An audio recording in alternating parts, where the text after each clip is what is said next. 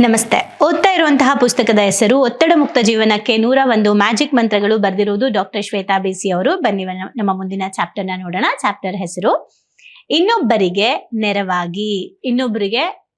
ನೆರವಾಗಿ help ಮಾಡಿ, support ಮಾಡಿ ಅಂತ. ಎಷ್ಟು ಮಾಡಬೇಕು, ಹೆಂಗ್ ಮಾಡಬೇಕು, ಯಾರಿಗೆ ಮಾಡಬೇಕು, ಹೇಗ್ ಮಾಡಬೇಕು ನೋಡೋಣ ಆಯ್ತಾ. ಉತ್ತಮ ಮಾನಸಿಕ ಸ್ವ ಆರೈಕೆ ಎಂದರೆ ಇತರರನ್ನು ತಲುಪುವುದು ಮತ್ತು ಸಹಾಯ ಮಾಡುವುದು. ನಿಜವಾಗ್ಲೂ ಹೌದು ಇದು. ಓಕೆ, ಹೇಳ್ತೀನಿ ಲಾಸ್ಟಲ್ಲಿ. ಕೆಲವೊಮ್ಮೆ ನಮ್ಮ ಸಮಸ್ಯೆಗಳ ಒಳಗೆ ನಾವು ಸಿಲುಕಿ ಒದ್ದಾಡ್ತಾ ಇರ್ತೀವಿ, ಚಡಪಡಿಸ್ತಾ ಇರ್ತೀವಿ. ಹೀಗೆ ಸಿಲುಕಿಕೊಂಡ ಸಮಸ್ಯೆಗಳು ನಮ್ಮನ್ನ ಹೀರಿ ಬಿಡ್ತಾ ಇರುತ್ತೆ. ನಮ್ಮ ಸಮಸ್ಯೆಯನ್ನ ಮತ್ತಷ್ಟು ದೊಡ್ಡದು ಮಾಡ್ತಾ ಇರುತ್ತೆ. ಈ ಸಮಯದಲ್ಲಿ ಬೇರೆಯವರಿಗೆ ನೆರವಾಗುವುದು ಒಳಗಿನಿಂದ ನಮ್ಮನ್ನ ಗುಣಪಡಿಸೋದಕ್ಕೆ ಹೆಲ್ಪ್ ಮಾಡುತ್ತೆ. ಹಾಗೆ ನಮ್ಮ ಮಾನಸಿಕ ದೃಷ್ಟಿಕೋನವನ್ನ ಇನ್ನಷ್ಟು ದೊಡ್ಡದಾಗಿ ಮಾಡುತ್ತೆ. ನಮ್ಮ ಮಾನಸಿಕ ದೃಷ್ಟಿಕೋನವನ್ನ ಬದಲಾಯಿಸುವುದರ ಜೊತೆಗೆ ನಮ್ಮೊಳಗೆ ಕೃತಜ್ಞತೆಯ ಭಾವವನ್ನು, ಮಾನಸಿಕ ಗಟ್ಟಿತನವನ್ನು ನಿರ್ಮಿಸುತ್ತದೆ. ನಮ್ಮದೇ ಆದ ತಲೆಯೊಳಗೆ ಕಾಡುತ್ತಿರುವ ವಿಷಯಗಳ ಗುಂಗಿನಿಂದ ಹೊರಬರುವುದೆಂದರೆ ಇನ್ನೊಬ್ಬರಿಗೆ ನೆರವಾಗುವುದರ ಮೂಲಕವಷ್ಟೇ. ಇದು ಎಷ್ಟು ಸತ್ಯ ಅಂದ್ರೆ, ನನಗೆ ನನ್ನ ಲೈಫಲ್ಲಿ ಬಂದಂತ ಎಷ್ಟೋ ಪ್ರಾಬ್ಲಮ್ಸ್ಗಳನ್ನ ಸಾರ್ಟ್ ಔಟ್ ಮಾಡ್ಕೊಂಡಿದ್ದು ಹೇಗೆ ಅಂದ್ರೆ, ನನಗೆ ಪ್ರಾಬ್ಲಮ್ ಇದ್ರೂ ಸಹ ನಾನು ಇನ್ನೊಬ್ಬರ ಪ್ರಾಬ್ಲಮ್ನ ಅಡ್ರೆಸ್ ಮಾಡ್ತಾ ಇದ್ದೆ, ಇನ್ನೊಬ್ಬರ ಪ್ರಾಬ್ಲಮ್ಗೆ ಸಪೋರ್ಟ್ ಮಾಡ್ತಾ ಇದ್ದೆ. ಬಿಕಾಸ್ ನನ್ನ ಪ್ರಾಬ್ಲಮ್ ಇರ್ಲಿ ಆಯ್ತು, ಬಟ್ ಬೇರೆ ಪ್ರಾಬ್ಲಮ್ ನನ್ನ ಕೈಲಿ ಅವ್ರಿಗೆ ಸಜೆಷನ್ ಕೊಡಕ್ಕಾಗತ್ತೆ, ಅವ್ರಿಗೆ ಸೊಲ್ಯೂಷನ್ ಕೊಡಕ್ಕಾಗತ್ತೆ ಅಂದ್ರೆ ಅಟ್ಲೀಸ್ಟ್ ಅದನ್ನ ನಾನು ಮಾಡ್ಬೋದು, ಸಾಂತ್ವನ ಹೇಳ್ಬೋದು, ಗೈಡೆನ್ಸ್ ಮಾಡ್ಬೋದು. ಅಯ್ಯೋ ನಂದೇ 108 ಪ್ರಾಬ್ಲಮ್, ನೀನ್ ಬರ ನನ್ಗೆ ಹೇಳಕ್ ಬರ್ಬೇಡ ಅನ್ನೋದ್ರ ಬದಲು ನನ್ನ ಪ್ರಾಬ್ಲಮ್ಗೆ ನನಗೆ ಹುಡುಕೊಳಕ್ ಗೊತ್ತಾಗದೆ ಇರ್ಬೋದು, ಬಟ್ ಮೇ ಬಿ ಅವ್ರ ಪ್ರಾಬ್ಲಮ್ಗೆ ನನ್ನಿಂದ ಆನ್ಸರ್ ಸಿಗ್ತಾ ಇರ್ಬೋದೇನೋ ಅಂತ ಅನ್ಸಿ ನಾನು ಯಾವಾಗ ಪೀಪಲ್ನ ಅಡ್ರೆಸ್ ಮಾಡಕ್ ಸ್ಟಾರ್ಟ್ ಮಾಡಿದೆ ನನ್ನ ಈ 10 ವರ್ಷದ ಜರ್ನಿಯಲ್ಲಿ, ನನಗೆ ಗೊತ್ತಿಲ್ಲದೆ ನನ್ನ ಪ್ರಾಬ್ಲಮ್ಸ್, ನನ್ನ ದೊಡ್ಡ ದೊಡ್ಡ ಪ್ರಾಬ್ಲಮ್ಸ್ಗಳನ್ನ ನನಗೆ ಗೊತ್ತಿಲ್ಲದೆ ನಾನು ಫೇಸ್ ಮಾಡೋದನ್ನ ಕಲಿತೆ.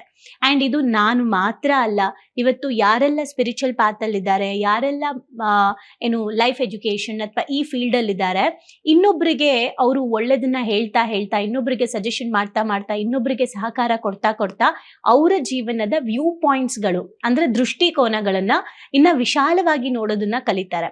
ನಾನು ಅನ್ಕೊಂಡಿದ್ದೆ ನಂದೇ ಒಂದು ಪ್ರಾಬ್ಲಮ್ ಅಂತ, ಬಟ್ ಸುಮಾರು ಜನರ ಪ್ರಾಬ್ಲಮ್ನ ಕೇಳಿದಾಗ ಇಷ್ಟೊಂದು ಕಷ್ಟದಲ್ಲಿ ಇದಾರಲ್ವಾ, ಭಗವಂತ ನಮಗೆ ಎಷ್ಟೊಂದು ಒಳ್ಳೇದಿಟ್ಟಿದ್ದಾನಲ್ವಾ ಅಂತ ಅನ್ಸಕ್ ಸ್ಟಾರ್ಟ್ ಆಯ್ತು. ಒಂದು. ಎರಡನೇದು, ನಾನು ಒಬ್ರು ಯಾವಾಗ್ಲೂ ಕೂಡ ಮಾತೆತ್ತಿದ್ರೆ ಪ್ರಾಬ್ಲಮ್ ಹೇಳ್ತಾನೆ ಇದ್ರು.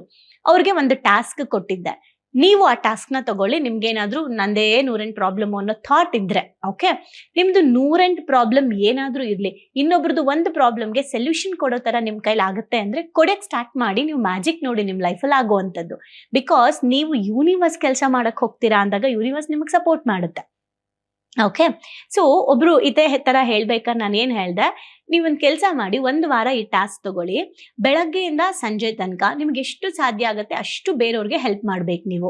ಫಾರ್ ಎಕ್ಸಾಂಪಲ್, ರೋಡ್ ದಾಟ್ಸೋದಾಗಿರ್ಬೋದು, ಅವ್ರಿಗೇನಾದ್ರೂ ಬಿಸ್ಕೆಟ್ ಕೊಡೋದಾಗಿರ್ಬೋದು, ನಾಯಿಗಳಿಗೆ ಬಿಸ್ಕೆಟ್ ಕೊಡೋದಾಗಿರ್ಬೋದು, ಯಾವುದೋ ಮಕ್ಕಳುಗಳಿರ್ತಾರೆ ಅವ್ರಿಗೆ ನೀವೇನಾದ್ರೂ ಕೊಡ್ಸೋದಾಗಿರ್ಬೋದು, ಆಮೇಲೆ ಮನೇಲಿ ವೈಫ್ಗೆ ಸಪೋರ್ಟ್ ಮಾಡೋದಾಗಿರ್ಬೋದು. ಈ ತರ ಮಾಡಕ್ಕೆ ಸ್ಟಾರ್ಟ್ ಮಾಡಿ. ಯಾರಾದ್ರೂ ನಿಮ್ಗೆ ಗಾಡಿ ಬರ್ತಾ ಇರ್ತಾರೆ, ತುಂಬಾ ಹಾರನ್ ಮಾಡ್ತಿರ್ತಾರೆ, ಸೈಡ್ ಹೋಗಿ ಅಂತ, ನೀವು ಓವರ್ಟೇಕ್ ಮಾಡಿ ಹೋಗೋದ್ರ ಬದಲು, ಬಿಕಾಸ್ ಇವ್ರು ಅದೇ ತರ ಮಾಡ್ತಾ ಇದ್ರು, ನೀವ್ ಈ ತರ ಮಾಡೋದ್ರ ಬದಲು ಸೈಡ್ ಬಿಟ್ಬಿಟ್ಟು ಹೋಗಿ ಅಂತ ಸ್ಮೈಲ್ ಮಾಡಿ ಹೋಗಿ ಅಂತ ಕಳ್ಸಿ. ಯಾರಾದ್ರೂ ಬಂದು ಸಡನ್ ಆಗಿ ನಿಮ್ಗೆ ಸಡನ್ ಆಗಿ ಅಡ್ಡ ಬಂದ್ಬಿಟ್ರು ಅಥವಾ ನಿಮ್ ಗಾಡಿ ಟಚ್ ಮಾಡಿದ್ರು, ಇಮಿಡಿಯೇಟ್ ಅವ್ರನ್ನ ಬೈಯೋದ್ರ ಬದಲು ಹುಷಾರು, ನೋಡ್ಕೊಂಡ್ ಬನ್ನಿ ಅಂತ ಸಮಾಧಾನವಾಗಿ ಹೇಳಿ. ಈ ತರ ಪ್ರಾಕ್ಟೀಸ್ ಮಾಡಿ, ನೀವು ನೋಡೋಣ. ಅದನ್ನ ಮಾಡಿಬಿಟ್ಟು ಆ ಕಡೆಯಿಂದ ಬಂದಂತ ರಿಸಲ್ಟ್ ನೀವು ನಮ್ಗೆ ಅಪ್ಡೇಟ್ ಮಾಡಿ ಅಂತ ಹೇಳಿದ್ವಿ. ಅವ್ರು ಈ ತರ ಮಾಡಕ್ ಸ್ಟಾರ್ಟ್ ಮಾಡಿದ್ದಾರೆ. ಯಾರೋ ಹಿಂದಿ ಮಾತಾಡೋರ್ಗೆ ನೀವು ಕನ್ನಡ ಚೆನ್ನಾಗಿ ಮಾತಾಡ್ಬೋದು ಅಂತ ಹೇಳಿದ್ದಾರೆ. ಅಂದ್ರೆ ಹಿಂದಿ ಮಾತಾಡ್ತಾ ಇರೋರಿಗೆ ಟ್ರೈ ಮಾಡಿ, ಪರವಾಗಿಲ್ಲ, ನಿಮ್ ಭಾಷೆಲು ನೀವು ನಮ್ಮ ಭಾಷೆಲೂ ಮಾತಾಡಿ, ತಪ್ಪಿದ್ರೆ ನಾನು ತಿದ್ದುತ್ತೀನಿ ಅಂತ ಹೇಳಿದ್ದಾರೆ. ಆಮೇಲೆ ಎಕ್ಸ್ಟ್ರಾ ಏನೋ ಕೊಡೋದ್ರಲ್ಲಿ ಎಕ್ಸ್ಟ್ರಾ ಕೊಟ್ಟಿದ್ದಾರೆ, ಗ್ರಾಟಿಟ್ಯೂಡ್ ಹೇಳೋದ್ರಲ್ಲಿ ಎಕ್ಸ್ಟ್ರಾ ಹೇಳಿದ್ದಾರೆ. ಈ ತರ ಒಂದು ದಿನದಲ್ಲಿ. ಆಮೇಲೆ ಯಾರಿಗೋ ಡ್ರಾಪ್ ಕೊಟ್ಟಿದ್ದಾರೆ, ಪಿಕಪ್ ಮಾಡಿ ಡ್ರಾಪ್ ಕೊಟ್ಟಿದ್ದಾರೆ. ಒಬ್ರಿಗೆ ಏನೋ ಬರ್ಕೊಡಕ್ ಗೊತ್ತಾಗ್ತಾ ಇಲ್ಲ ಅಂತ ಬ್ಯಾಂಕ್ ಅಲ್ಲಿ ಚೆಕ್ ಬರಿಬೇಕಾದ್ರೆ ಚೆಕ್ ಬರ್ಕೊಟ್ಟಿದ್ದಾರೆ. ಈ ತರದೆಲ್ಲ ಮಾಡಿದ್ದಾರೆ. ಡೈಲಿ ಒಂದೊಂದಂತ ಹುಡುಕೊಂಡು ಮಾಡಿದ್ದಾರೆ. ಎವ್ರಿ ನೈಟ್ ರಿಯಲೈಸ್ ಮಾಡ್ಕೊಳ್ಳಿ ಅಂದಾಗ ಅವ್ರು ಎಷ್ಟು ಚೆನ್ನಾಗಿ ಹೇಳಿದ್ರು ಅಂದ್ರೆ, ಜನಗಳಿಗೆ ಇಷ್ಟು ಮಾಡಿದ್ರೆ ಇಷ್ಟೊಂದು ಖುಷಿ ಪಡ್ತಾರಾ, ಅವ್ರು ಇಷ್ಟು ಮಾಡಿಬಿಟ್ಟು ನಮ್ಗೆ ಇಷ್ಟೊಂದು ಆಶೀರ್ವಾದ ಮಾಡ್ತಾರಾ, ಇಷ್ಟು ಬ್ಲೆಸ್ ಮಾಡ್ತಾರ ನಮ್ಗೆ. ಒಬ್ರಿಗೆ ಸುಮ್ನೆ ಸಹಾಯ ಮಾಡುವಂತ, ಸುಮ್ನೆ ಇನ್ನೊಬ್ರು ಇದಕ್ಕೆ ನೆರವಾಗೋದು ನಮ್ಗೆ ಇಷ್ಟೊಂದು ಬ್ಲೆಸ್ಸಿಂಗ್ಸ್ ಬರುತ್ತಾ ಅಂತ ಹೇಳಿ ಅವ್ರು ಹೇಳ್ತಾ ಇದ್ರು. ಇದೆಲ್ಲ ನೋಡ್ತಾ ಇದ್ರೆ ಎಷ್ಟು ಚೆನ್ನಾಗಿದೆ ಪ್ರಪಂಚ ಅನ್ನಿಸ್ತಾ ಇದೆ ಅಂತ 7 ದಿನದಲ್ಲಿ ಅವ್ರ ಒಳಗಡೆ ಆದಂತ ಟ್ರಾನ್ಸ್ಫಾರ್ಮೇಶನ್ ಇದು. ಅಂದ್ರೆ ಇನ್ನೊಬ್ಬರ ಜೀವನಕ್ಕೆ ನೆರವಾದಾಗ ನಮಗೆ ಗೊತ್ತಿಲ್ಲದೆ ನಮ್ಮಲ್ಲಿರೋ ಅಂತರ್ ಶಕ್ತಿ ಹೊರಗಡೆ ಬರುತ್ತೆ. ಚಿಕ್ಕ ಚಿಕ್ಕದಾಗಿರ್ಬೋದು.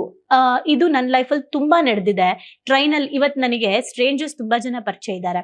ಬಸ್ಸಲ್ಲಿ ಪರಿಚಯ ಆದವರು, ಟ್ರೈನಲ್ಲಿ ಪರಿಚಯ ಆದವರು,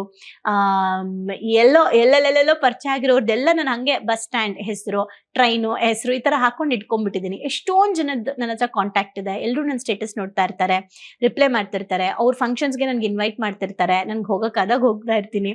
ಬಟ್ ಏನಂದ್ರೆ ಹೆಂಗೆ ನಾವೆಲ್ಲ ಪರಿಚಯ ಆಗಿದ್ದು ಅಂತ ನಾನೆಲ್ಲಾನು ನೋಡ್ಕೊಳಕ್ ಹೋದಾಗ ಸಿಂಪಲ್.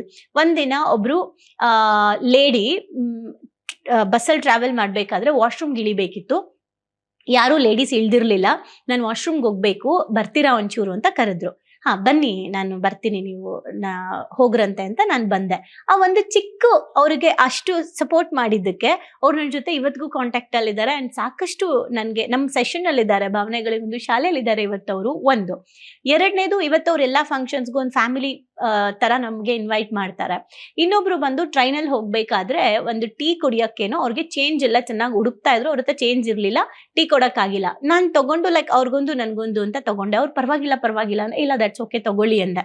ಅವ್ರು ನನ್ನ ಕಾಂಟ್ಯಾಕ್ಟ್ ತಗೊಂಡು ಮೈಸೂರವರು, ಇವತ್ತು ನಾವು ಮೈಸೂರ್ಗೆ ಹೋಗಿ ಏನಾದ್ರು ನೀವು ಮೈಸೂರಿಗೆ ಬಂದಾಗ ಏನಾದ್ರು ಬೇಕಿದ್ರೆ ಪ್ಲೀಸ್ ನಂಗೆ ಹೇಳಿ, ನಾನು ನಿಮ್ಗೆ ಏನಾದ್ರು ಕೆಲಸ ಇದ್ರೆ ಮಾಡ್ಕೊಡ್ತೀನಿ ಅಂತಾರೆ.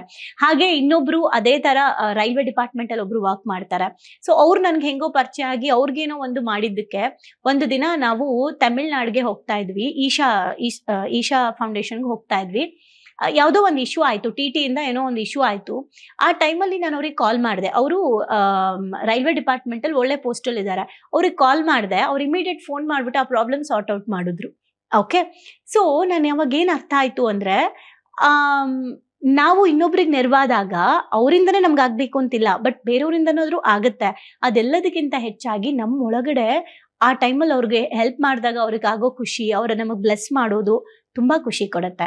ಆದ್ರೆ ಪ್ಯಾಟ್ರನ್ ಅಭ್ಯಾಸ ಮಾಡ್ಕೊಂಡು ಪದೇ ಪದೇ ಹೆಲ್ಪ್ ಕೇಳ್ತಾನೆ ಇದ್ದಾರೆ ಅಂದ್ರೆ ಅಂಥವ್ರಿಗೆ ಮಾಡಕ್ ಹೋಗ್ಬೇಡಿ. ಯಾಕೆ ಗೊತ್ತಾ, ಅಂಥವ್ರು ಸ್ವತಃ ಸ್ವಾವಲಂಬಿ ಆಗೋದ್ರ ಕಡೆಗೆ ನೀವು ಅವ್ರನ್ನ ಫೋಕಸ್ ಮಾಡಿಸ್ಬೇಕು, ಅವ್ರನ್ನ ಫಿಸಿಕಲಿ ಚಾಲೆಂಜ್ ಮಾಡಬಾರ್ದು. ಸೊ ಹಾಗಾಗಿ ನೀವು ಇನ್ನೊಬ್ರಿಗೆ ನೆರವಾಗಕ್ ಹೋದಾಗ ನಿಮ್ಮ ಪ್ರಾಬ್ಲಮ್ ಸಾಲ್ವ್ ಆಗುತ್ತೆ. ನೀವು ಇನ್ನೊಬ್ರಿಗೆ ಸಪೋರ್ಟ್ ಮಾಡಕ್ ಹೋದಾಗ ನಿಮ್ಮಲ್ಲಿ ಆತ್ಮವಿಶ್ವಾಸ ಹೆಚ್ಚಾಗುತ್ತೆ. ಹಾಗಾಗಿ ಇನ್ನೊಬ್ರಿಗೆ ನೆರವಾಗಿ. ಯಾರ್ಯಾರಿಗೆ ಆಗ್ತಾ ಇದ್ದೀರಾ, ಯಾರ್ಯಾರಿಗೆ ಆಗಿದ್ದೀರಾ, ಇದನ್ನ ಮಾಡಿ ನಿಮ್ಗೆ ಏನಾದ್ರು ರಿಸಲ್ಟ್ ಬಂದಿದ್ಯಾ, ನಿಮ್ ಒಳಗಡೆ ಆ ಖುಷಿ ಇದ್ಯಾ, ಯಾವ್ದಾದ್ರು ಘಟನೆ ನಿಮ್ಗೆ ನೆನಪಿಗೆ ಬಂದಿದ್ಯಾ, ಅಥವಾ ಮುಂಚೆ ಮಾಡ್ತಿರ್ಲಿಲ್ಲ ಇವಾಗ ಮಾಡ್ತಾ ಇದ್ದೀನಿ ಅನ್ಸತ್ತಾ, ಹೌದು ಬರೀ ನನ್ ಪ್ರಾಬ್ಲಮ್ ಅಲ್ಲೇ ನಾನಿದ್ದೆ, ಇವಾಗ ಪ್ರಪಂಚ ನೋಡೋದ್ರಿಂದ ನನ್ನ ಪ್ರಾಬ್ಲಮ್ ನನಗೇನು ಪ್ರಾಬ್ಲಮ್ ಅನ್ನಿಸ್ತಿಲ್ಲ ಅನ್ಸತ್ತಾ ನಿಮ್ಗೆ, ಏನೇ ಇದ್ರು ಕಮೆಂಟ್ ಮಾಡಿ, ಓದೋರ್ಗೂ ಅದು ಹೆಲ್ಪ್ ಆಗುತ್ತೆ. Thank you.